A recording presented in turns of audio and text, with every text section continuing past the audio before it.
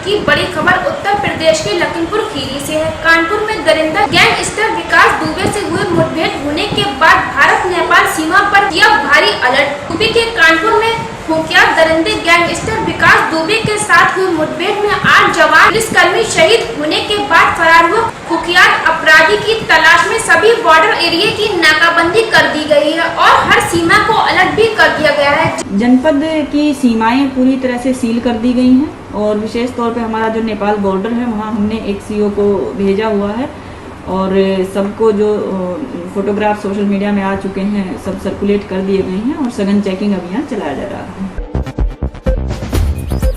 1 लाख की इनामिया पूर्व बाहुबली सांसद अतीक अहमद के भाई मोहम्मद अशरफ को पुलिस ने किया गिरफ्तार। प्रयागराज पुलिस और क्राइम ब्रांच की टीम ने बहुचर्चित बीएसपी एमएलए राजू पाल की हत्या के आरोपी पूर्व बाहुबली सांसद अतीक अहमद के भाई और पूर्व सपा विधायक खालिद अजीम उर्फ अशरफ को उस समय गिरफ्तार कर लिया जब वो बमहरौली क्षेत्र में स्थित शिवाला मार्केट के पास किसी से मिलने पहुंचा था। लगभग 2.5 साल से फरार चल रहे पूर्व विधायक अशरफ पर प्रयागराज पुलिस ने 1 लाख रुपए का इनाम रखा था।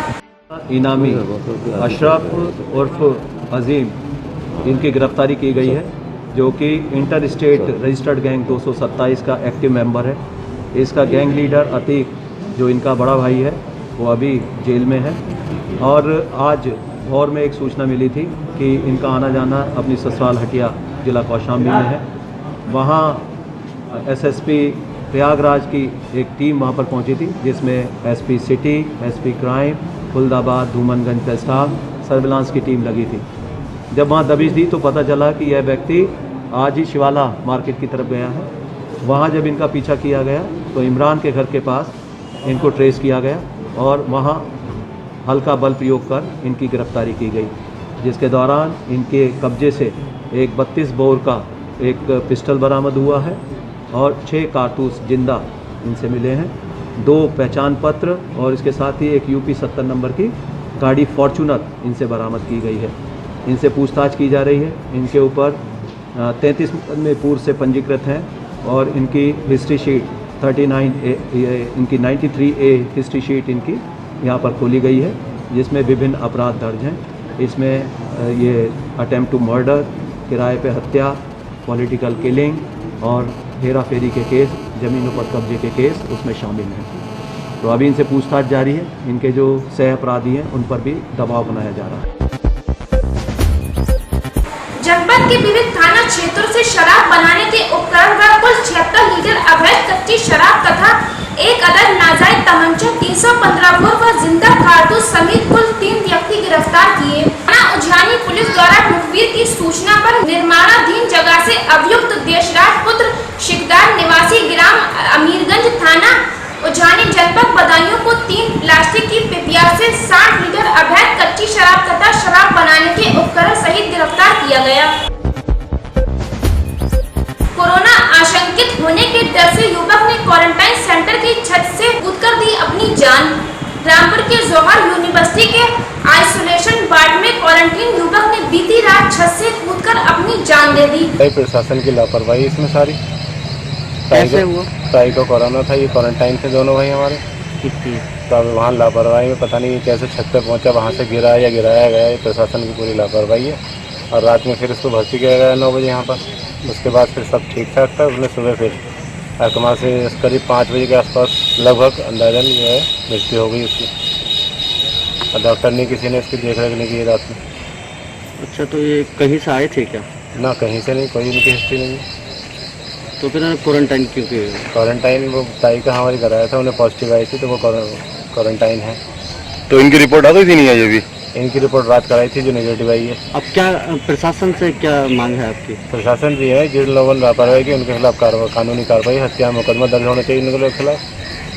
जी सीएम साहब, ये युवक ने जौहर यूनिवर्सिटी जो क्वारंटाइन सेंटर है कोविड-19 का, उसके ऊपर से छत पे से छलांग लगाई है। उपचार के दौरान उसकी मौत हुई है। क्या है पूरा मामला? ये ऐसा था कि 26 तारीख को सैंपलिंग हुई थी, रैंडम सैंपलिंग आगापुर में, क्योंकि वहाँ प्रवासी ज़्यादा लोग आए थे। उसमें कृष्णा देवी पॉजिटिव आई थी। कृष्णा देवी जब पॉजिटिव आई तो उनको तो भर्ती करा दिया गया कोविड केयर सेंटर में। उनके 2 लड़के विनीत और अमित, इन दोनों को क्वारंटीन कराया गया था क्वारंटीन सेंटर में 2 तारीख को। कल 3 तारीख को शाम को अचानक विनीत जो था वो इरिटेबल हो गया। पता करने में जानकारी हुई कि शायद वो नशे का बहुत आदी था और विड्रॉल सिम्टम में था, और उसी इरिटेबिलिटी में उसने वो छत पे पहुंचकर उसने या तो कूद गया या वो गिर गया। उसकी बाद में उसे जिला अस्पताल ले जाकर उसका उपचार किया गया, यहाँ उसकी सुबह दुखद मृत्यु हो गई। सितारगंज ब्लॉक के सभी आशा कार्यकर्तियों ने मुख्यमंत्री को संबोधित ज्ञापन सीएससी सितारगंज के मुख्य चिकित्सा अधिकारी को सौंपकर किया विरोध प्रदर्शन। उनका आरोप था कि आशा कार्यकर्तियां कोविड-19 की महामारी में सरकार द्वारा बताए सारे कार्य बखूबी कर रही हैं। उनको न ही कोई मानदेय दिया जा रहा है और न ही उनको व उनके परिवार को कोई सरकार से सुरक्षा।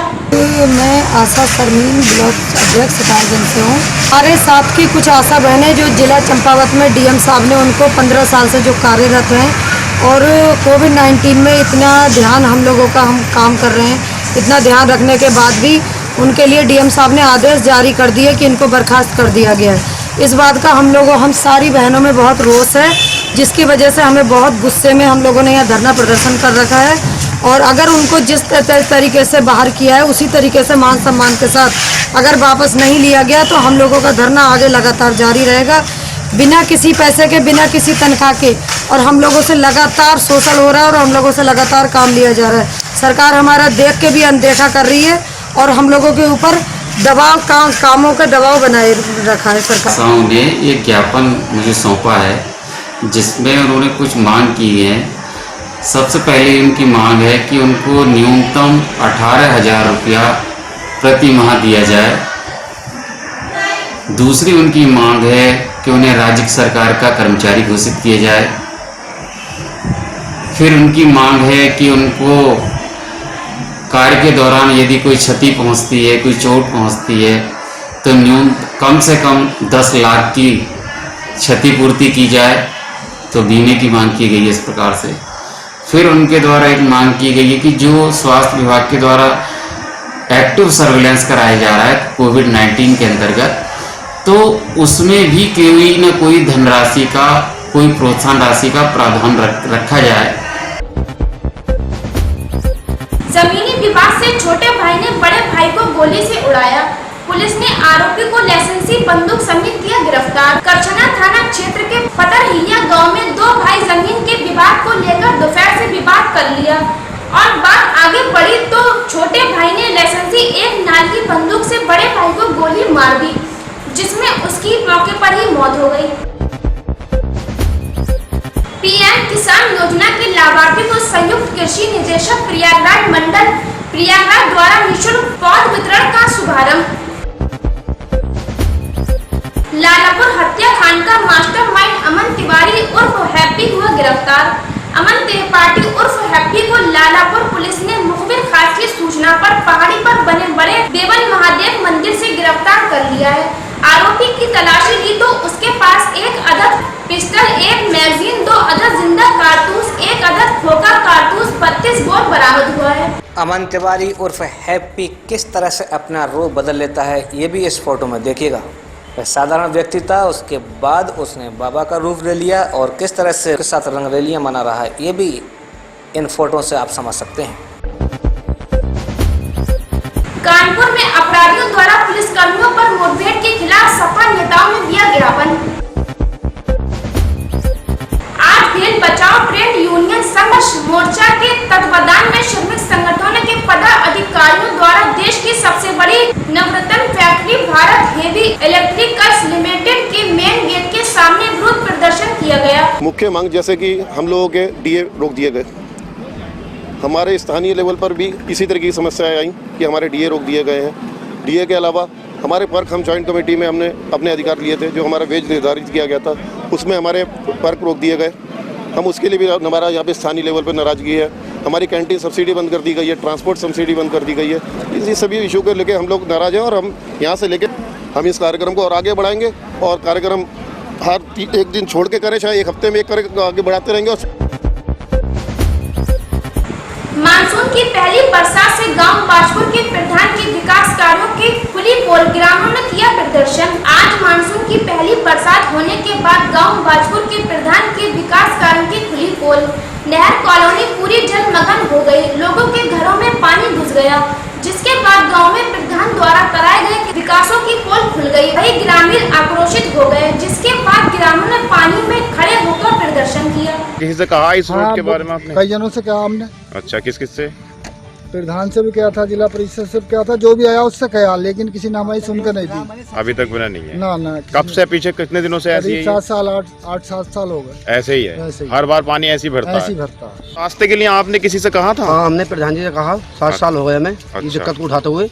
अच्छा, कह देते हैं डल जाएगा। फिर जिला पंचायत का इलेक्शन आया तो जिला पंचायत वाले आए घर पे। अच्छा, बोले ये डलवाएंगे, बहुत परेशानी है आप लोगों को। हमने कहा ये हम लोगों को बहुत दिक्कत है जी, और हमें निकलने में यहाँ बहुत परेशानी है। अच्छा, हमसे सब लोग विश्वास दे देते हैं, लेकिन हमारी तरफ कोई भी आन के नहीं देखता। अभी किसी ने डलवाया नहीं डलवाया। हमें 8 साल हो गए यहाँ पे लोगों को परेशानी उठाते हुए। आपने इसके हालात देख लिए, क्या हालात है। ठीक।